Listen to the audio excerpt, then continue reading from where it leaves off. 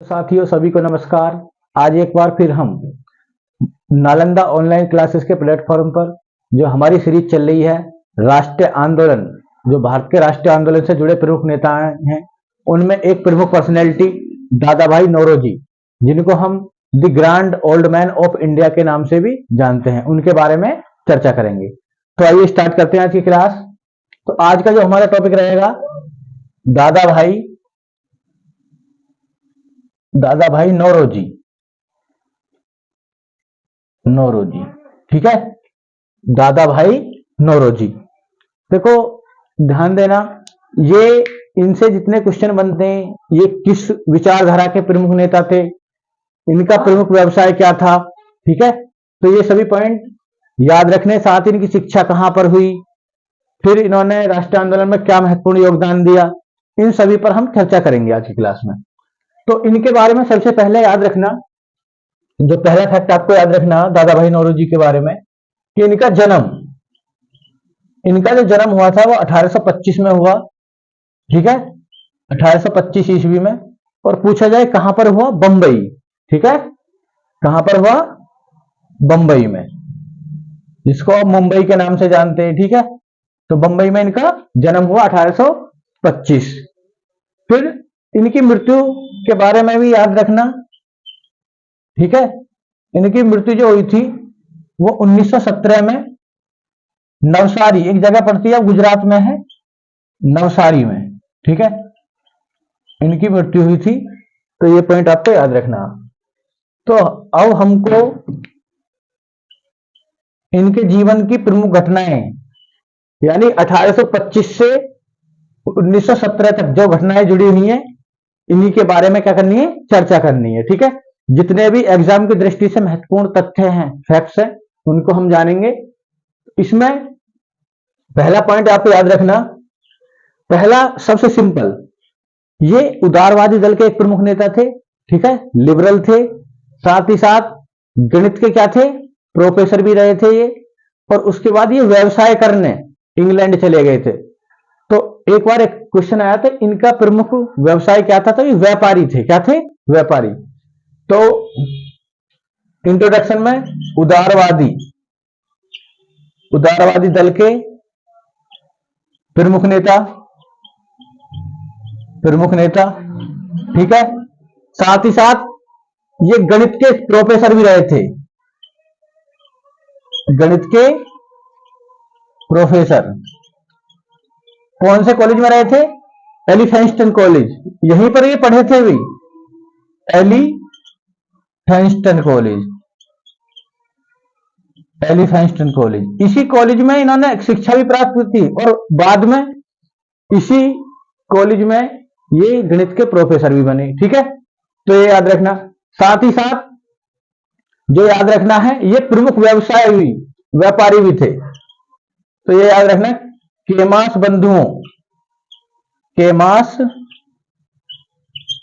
बंधुओं के कहने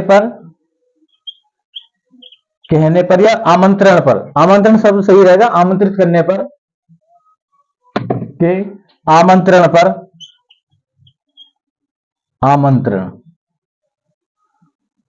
पर व्यापार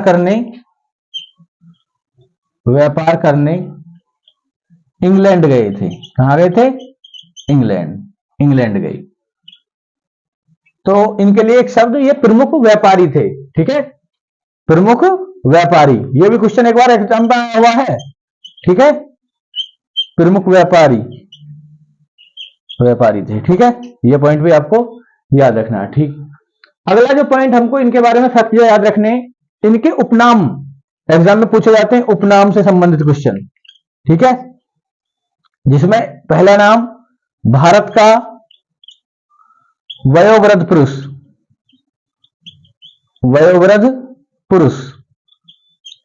इंग्लिश में बोले तो the grand old man of India, the grand old man of India. कई बार एग्जाम में आया, महत्वपूर्ण फैक्ट है। ठीक है, कि भारत के वयोवृद्ध पुरुष, या कभी कभी देखा भारत का महान वयोवृद्ध पुरुष, तो एक ही बात है, the grand old man of India कौन है? दादा भाई नौरोजी। इनको भारत की आशा के नाम से भी जाना जाता। भारत की आशा, hope of the India, hope of the India, इनका एक नाम ये भी है। ठीक है, तो ये भी पॉइंट आपको याद रखना। साथ ही साथ एक पॉइंट याद रखना, भारत में आर्थिक राष्ट्रवाद के जनक के रूप में इनको जाना जाता। अभी आगे पता चलेगी, क्योंकि ये ऐसे पहले व्यक्ति हैं जिन्होंने भारत में राष्ट्रीय आय, नेशनल इनकम का अनुमान लगाया था। ठीक है, और साथ ही साथ धन के निष्कासन का भी सिद्धांत दिया था। तो भारत में आर्थिक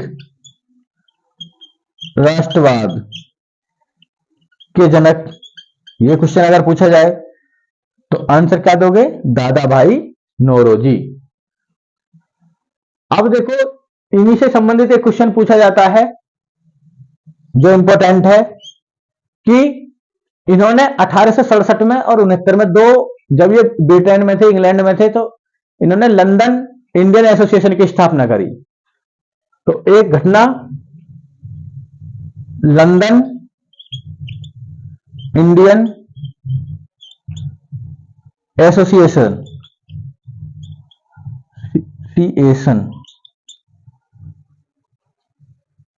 कब करी थी? 1867 में की स्थापना।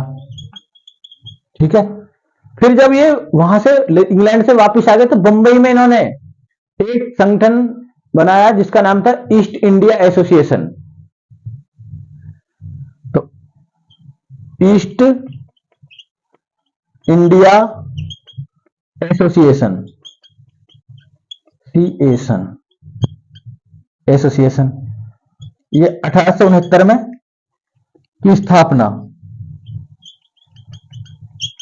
और कहां पर? बंबई में। पूछा जाता है ये। ठीक है, इस ईस्ट इंडिया एसोसिएशन का जो उद्देश्य था, जो ब्रिटिश जनता थी और वहां की पार्लियामेंट यानी संसद थी, उसको भारतीय विषयों के बारे में अवगत कराना था। तो इसका उद्देश्य क्या था? पूछा जाए, इसकी स्थापना का उद्देश्य ब्रिटिश जनता एवं संसद को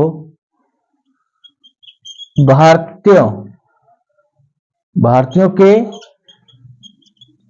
विषय, जो मतलब उनके मुद्दे थे, बारे में बताना।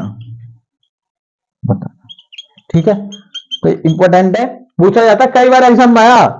ये कांग्रेस जो थी, भारतीय राष्ट्रीय कांग्रेस, उससे पूर्ववर्ती एक प्रमुख राजनीतिक संगठन था ईस्ट इंडिया एसोसिएशन। हेडक्वार्टर कहां था? बंबई। स्थापना किसने करी थी? दादा भाई नौरोजी ने। तो इस स्लाइड में हमने क्या जाना? दादा भाई नौरोजी के बारे में जाना कि उनका जन्म 1825 में कहां पर हुआ? बंबई में हुआ। मृत्यु कहां पर हुई? 1917 में नवसारी में हुई। फिर हमने जाना इनके बारे में कि ये प्रमुख शिक्षाविद थे, आर्थिक राष्ट्रवाद के जनक थे, इनको the grand old man of India के नाम से भी जाना जाता है। फिर दो संगठन बनाए, लंदन इंडियन एसोसिएशन 1867 में और ईस्ट इंडिया एसोसिएशन 1869 में। इसको नोट करें, फिर हम इनके बारे में आगे चर्चा करेंगे। नोट करें।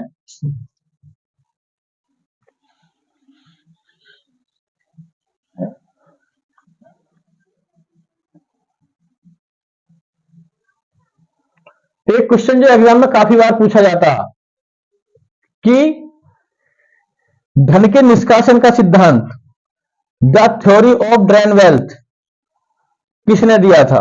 सर्वप्रथम किसने दिया? तो आंसर देना दादा भाई नौरोजी। तो इसको नोट करना, धन के निष्कासन या निर्गमन, कुछ भी लिख सकते हो, निर्गमन या निष्कासन, निष्कासन का सिद्धांत प्रतिपादित किया। इसको बोलते हैं drain of wealth, wealth theory. ये आता है इंग्लिश में भी, ड्रेन ऑफ वेल्थ थ्योरी या द थ्योरी ऑफ, ऐसे भी पूछा गया, द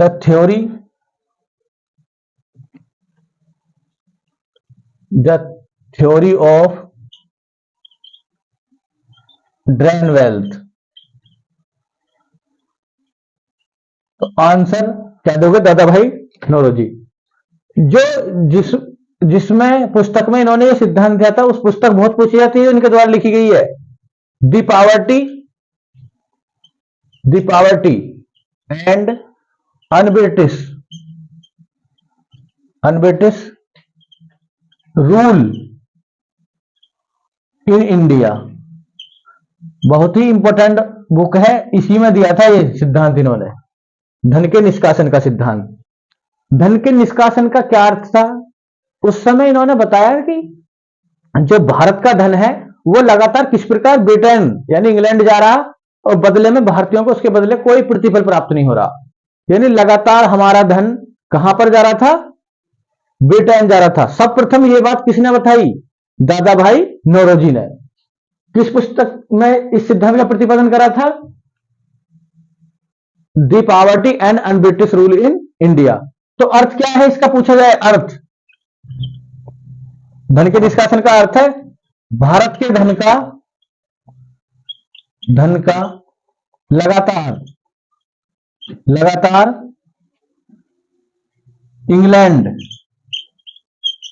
इंग्लैंड जाना, और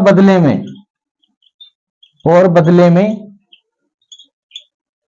भारत को कुछ प्राप्त न होना, कुछ प्राप्त न, यह सामान्य अर्थ है, कुछ प्रतिफल नहीं मिलना। ठीक है, तो ये सर्वप्रथम बात किसने बताई थी, दादा भाई नौरोजी ने। किसमें, अपने धन के निष्कासन के सिद्धांत में। एक अंग्रेज था जॉन सुलीवान, उसका भी कथन पूछा जाता है एग्जाम में, जॉन सुलीवान। इसका कथन याद रखना, इसने कहा था कि जो ब्रिटेन की जो आर्थिक प्रणाली है वो किस प्रकार काम करती है, एक स्पंज की भांति, जो गंगा नदी के तट से पानी को सोखता है।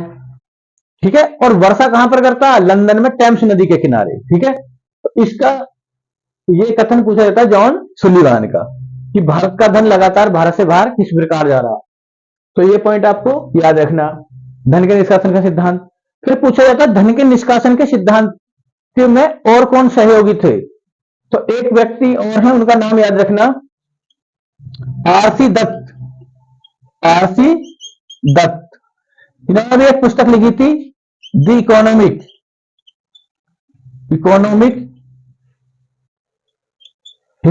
Economic history of India, Hindi में भारत का आर्थिक इतिहास। तो ये पुस्तक किसने लिखी थी, आर्थिक इतिहास, आरसी दत्त। तो एग्जाम में एक बार क्वेश्चन ये भी आया था कि इनके सहयोगी कौन थे, आरसी दत्त, जो धन के निष्कासन के सिद्धांत से जुड़े हुए हैं, धन के निष्कासन से जुड़े थे। तो ये पॉइंट भी आप याद रख लेना। उसके बाद देखो एक क्वेश्चन ये आता है कि भारत में सर्वप्रथम राष्ट्रीय आय का अनुमान किसने लगाया था। उससे पहले क्वेश्चन जानना कि धन के निष्कासन के सिद्धांत को कांग्रेस ने कब मंजूरी दी, किस अधिवेशन में पूछा जाता। तो याद रखना, जिस अधिवेशन में राष्ट्रीय गीत वंदे मातरम को अपनाया था, स्वीकार करा था कांग्रेस ने, उसी अधिवेशन की बात है। तो 1896 के कलकत्ता अधिवेशन में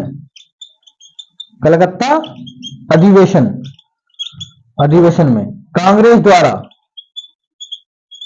द्वारा धन के निष्कासन के सिद्धांत को पूछा हुआ है, निष्कासन के सिद्धांत को स्वीकार किया गया। किसने, कांग्रेस ने। ठीक है, तो पूछा जाता कि कांग्रेस ने कब करा स्वीकार, कांग्रेस द्वारा 1896 के कलकत्ता अधिवेशन। एक क्वेश्चन कमेंट करना उत्तर इसका कि कलकत्ता का जो 1896 का अधिवेशन था उसके अध्यक्ष कौन थे, ये कमेंट बॉक्स में लिखना। उसके बाद देखो एक व्यक्ति का नाम पूछा जाता कि एक व्यक्ति जिन्होंने धन के निष्कासन के सिद्धांत का विरोध किया, तो सर सैयद अहमद खां। ये क्वेश्चन भी याद रखना, सर सैयद अहमद खां ने सैयद अहमद खान ने धन के निष्कासन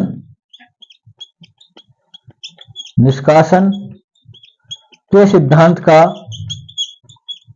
विरोध किया। आया हुआ है एग्जाम में ये भी क्वेश्चन, तो ये पॉइंट भी आप याद रख लेना। तो इसमें हमने जाना धन के निष्कासन के सिद्धांत के बारे में, ठीक है, कि सर्वप्रथम किसने प्रतिपादित करा? दादा भाई नौरोजी ने। कौन सी पुस्तक में?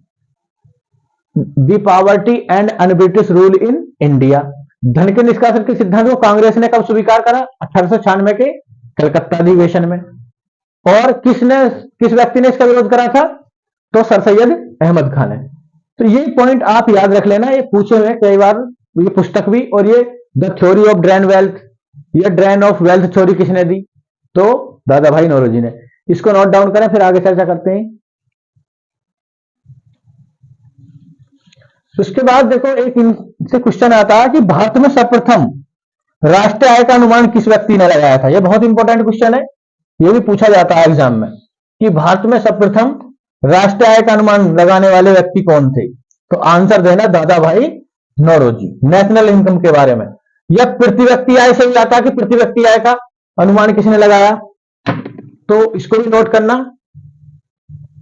भारत में सर्वप्रथम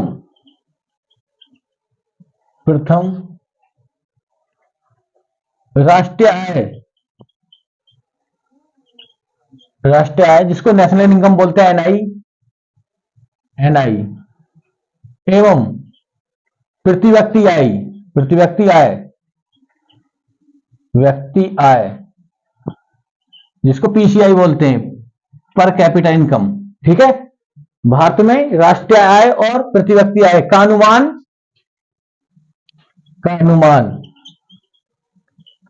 सर्वप्रथम इन्होंने ही लगाया। और ये सर्वप्रथम पहले लिख दिया हमने, अनुमान लगाया। तो आंसर देना दादा भाई नौरोजी ने। उन्होंने उस समय 1866-67 में बताई थी प्रति व्यक्ति, भारत में प्रति व्यक्ति प्रति वार्षिक आय। तो 1866-67 में कितनी आय बताई थी? प्रति व्यक्ति प्रति वर्ष। तो कितनी थी? 20 रुपए मात्र। एग्जाम में पूछी जाती है 20 रुपए, तो उस समय की थी। इसको भी आप याद रख लेना।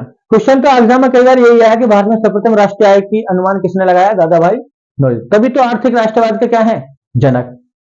अगला फैक्ट इनके जीवन के बारे में याद रखना है कि ब्रिटिश संसद के लिए चुने जाने वाले पहले व्यक्ति कौन थे?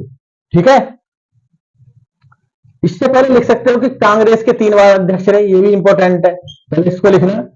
कांग्रेस के 3 बार अध्यक्ष बने, 3 बार अध्यक्ष रहे, याद रखना। सर्वप्रथम 1886 में कलकत्ता में जो अधिवेशन हुआ था, जो दूसरा अधिवेशन था कलकत्ता अधिवेशन में, और ये प्रथम पारसी अध्यक्ष थे। अगर क्वेश्चन पूछा जाए, क्योंकि ये किस धर्म से संबंधित है दादा भाई नौरोजी? पारसी। ठीक है, तो ये क्वेश्चन आया एग्जाम में आता है कि कांग्रेस के प्रथम पारसी अध्यक्ष कौन थे? तो दादा भाई नौरोजी। और ओवरऑल उस समय, क्योंकि पहला अधिवेशन 1885 में हुआ, तो दूसरा अधिवेशन 1886 में हुआ, तो दूसरी अध्यक्षता यही करी थी। फिर एक 1893 जो लाहौर में अधिवेशन हुआ था, कहां पर? लाहौर में कांग्रेस का अधिवेशन, उसके भी अध्यक्ष यही थे। फिर एक 1906 में जो पुनः कहां पर हुआ था? कलकत्ता। तो आज के बाद अगर क्वेश्चन पूछा जाए आपसे कि दादा भाई नौरोजी ने कितनी बार कांग्रेस की अध्यक्षता करी? 3 बार, 1886, 1893 और 1906। ये पॉइंट याद रखना। ये कलकत्ता वाला 1906 का वो है, इसी अधिवेशन में पहली बार स्वराज शब्द का प्रयोग करा गया था, स्वराज की मांग। इसी अधिवेशन में क्या हुआ था? अधिवेशन में सर्वप्रथम कांग्रेस द्वारा स्वराज की मांग,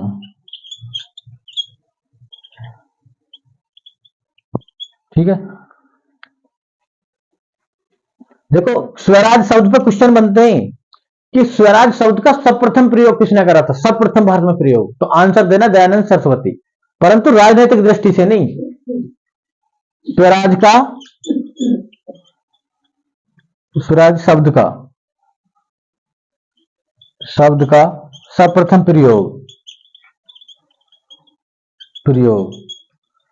ठीक है ना, किसने करा था, दयानंद सरस्वती ने। पढ़ेंगे इनके बारे में भी, दयानंद सरस्वती आया क्वेश्चन है, सरस्वती ने करा था, ठीक है। और व्यक्तिगत रूप से एवं राजनीतिक दृष्टि से, इन्होंने राजनीतिक दृष्टि से नहीं करा था, दृष्टि से सर्वप्रथम स्वराज का प्रयोग, तो आंसर देना बाल गंगाधर तिलक, बाल गंगाधर तिलक। ये व्यक्तिगत रूप से है, इंडिविजुअली। तो ये पॉइंट भी आपको याद रखने, किसके बारे में, दादा भाई नौरोजी के बारे में, ठीक है। अगला जो पॉइंट इनके जीवन से संबंधित है, इन्होंने एक पत्रिका का प्रकाशन करा था जिसका नाम था राष्ट्र गोफ्तार,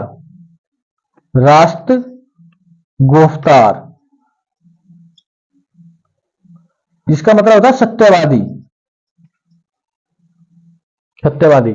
पत्रिका का प्रकाशन करा, यह संपादन करा, पत्रिका का संपादन करा, ठीक है। तो यह पॉइंट भी आपको याद रखना, किनके बारे में, दादा भाई नौरोजी के बारे में। देखो ये पारसी धर्म से संबंधित है, तो पारसी धर्म में सुधार हेतु इन्होंने एक संस्था बनाई थी, या बोल सकते सभा बनाई थी, रहनुमाई मदस्यान, तो उसके संस्थापकों में से एक थे। तो इसमें लिखना रहनुमाई मदस्यान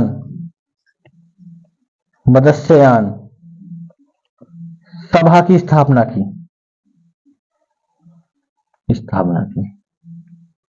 किससे संबंधित है, पारसी धर्म में सुधार हेतु, पारसी धर्म में सुधार हेतु इस सभा का निर्माण करा गया था, ठीक है। ये पत्रिका भी पूछी गई है एग्जाम में, राष्ट्र गोफ्तार पत्रिका का संपादन किसने करा, दादा भाई नौरोजी ने। तो भारत में राष्ट्रीय आय का या प्रति व्यक्ति आय का अनुमान सर्वप्रथम दादा भाई नौरोजी। कांग्रेस के कितने बार अध्यक्ष रहे, 3 बार। पूछा जाए कांग्रेस के प्रथम पारसी अध्यक्ष, तो भी दादा भाई नौरोजी। पूछा जाए सर्वप्रथम स्वराज शब्द किसने दिया, तो दयानंद सरस्वती, परंतु राजनीतिक दृष्टि से नहीं, राजनीतिक दृष्टि से पहला प्रयोग करा बाल गंगाधर तिलक ने। और कांग्रेस ने किस अधिवेशन में करा, 1906 के कलकत्ता अधिवेशन में, जिसके अध्यक्ष भी दादा भाई नौरोजी थे। उसके बाद इनकी पत्रिका याद रखनी है, राष्ट्र गोफ्तार, जिसका हिंदी में अर्थ है सत्यवादी। इस पत्रिका का संपादन भी करा दादा भाई नौरोजी ने। एक सभा बनाई, रहनुमाई मदस्यान सभा, की स्थापना भी इन्होंने ही करी। ये सभी क्वेश्चन आते हैं एग्जाम में, नोट डाउन करें, फिर हम आगे चर्चा करेंगे, नोट करें इसको।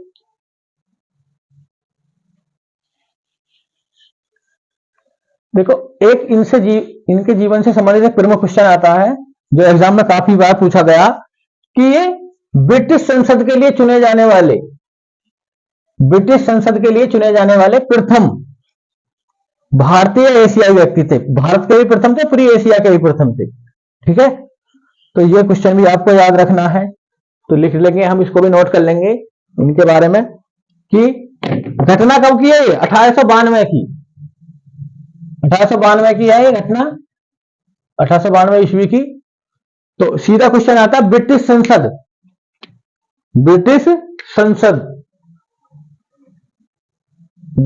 संसद, जिसको पार्लियामेंट इंग्लिश में बोलते हैं, पार्लियामेंट के लिए चुने जाने वाले प्रथम भारतीय व्यक्ति थे ये, ठीक है। पूछा जाता किस पार्टी से थे, लिबरल पार्टी, उदारवादी पार्टी, जिसको इंग्लिश में बोलेंगे लिबरल, लिबरल पार्टी, पार्टी से लड़े थे चुनाव। और चुनाव जो लड़े थे फिन्सबरी क्षेत्र से, फिन्सबरी क्षेत्र जो निर्वाचन क्षेत्र होता है, फिन्सबरी क्षेत्र इंग्लैंड में था ये। फिन्सबरी क्षेत्र से हाउस ऑफ कॉमन्स, कॉमन्स, ठीक है, हाउस ऑफ कॉमन्स जो लोकसभा के तुल्य है। भारत में किसके तुल्य है? लोकसभा के। House of Commons, house of Commons, जिसको निचला सदन बोल सकते हैं आप, सदन, ठीक है, निचला सदन के लिए चुनाव लड़ा, चुनाव लड़ा और चुनाव जीते, और चुनाव जीते, ठीक है। यहीं पर एक क्वेश्चन आता है, एक क्वेश्चन होगा कि ब्रिटिश संसद के लिए चुने जाने वाले प्रथम भारतीय, दादा भाई नौरोजी, ठीक है। या ये भी पूछा था कौन से सदन के लिए चुनाव हुए, चुने गए थे? हाउस ऑफ लॉर्ड्स में तो मनोनीत होते थे वहां पर, तो हाउस ऑफ कॉमन्स यानी निचले सदन के लिए। कौन सा निर्वाचन क्षेत्र था? फिन्सबरी। पार्टी कौन सी थी? उदारवादी पार्टी। फिर एक क्वेश्चन यहां से आता है कि ब्रिटिश संसद के लिए चुनाव लड़ने वाले, चुनाव लड़ने वाले हार गए थे चुनाव, पहले भारतीय कौन थे? व्योमेश चंद्र बनर्जी, जो कांग्रेस के प्रथम अध्यक्ष भी थे। तो यहीं पे नोट करके लिखना, ये एग्जाम में आया हुआ, एग्जामिनर घुमाएगा आपको इसमें, यहां पर ये लिखना, ब्रिटिश संसद, ब्रिटिश संसद का चुनाव लड़ने वाले, लड़ने वाले प्रथम व्यक्ति, व्यक्ति, तो आंसर तब बदल जाएगा व्योमेश चंद्र बनर्जी, जिनको हम डब्ल्यूसी बनर्जी भी बोलते हैं, शॉर्ट में डब्ल्यूसी बनर्जी। यही कांग्रेस के प्रथम अध्यक्ष भी थे। ये कौन व्यक्ति हैं? जो कांग्रेस, जो भारतीय राष्ट्रीय कांग्रेस थी, कांग्रेस के प्रथम,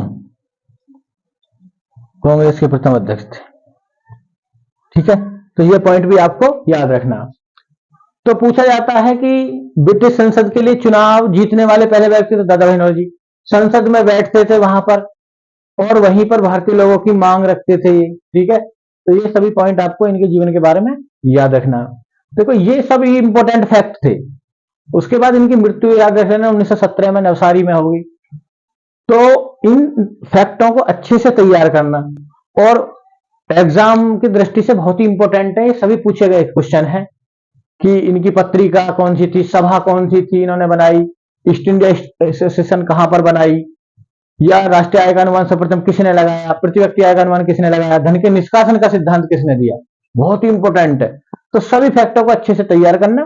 फिर हम अगली क्लास में अन्य किसी प्रमुख पर्सनैलिटी के बारे में चर्चा करेंगे। सभी को धन्यवाद।